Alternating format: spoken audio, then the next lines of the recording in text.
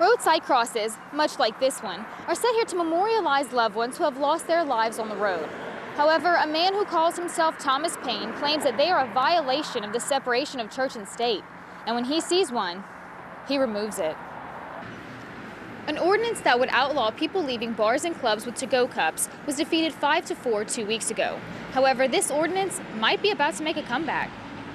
A supply shortage due to bad weather in South America has pushed coffee prices to a 13-year high.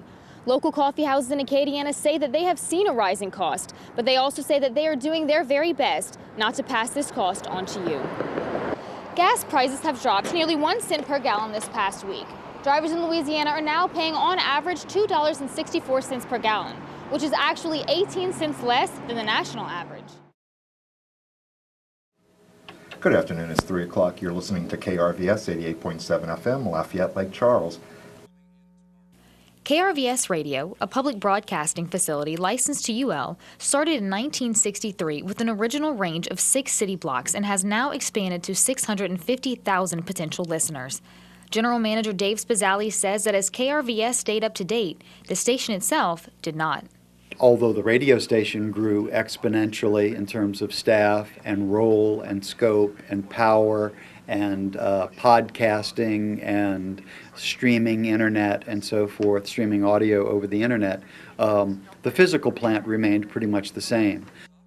Nearly 2 years ago, the station underwent a much-needed facelift. New equipment, new studios, and new hospitality centers allowed for student involvement like never before. Most of the programs that are on right now were started by students, and many of the people that are on the air right now were most recently students.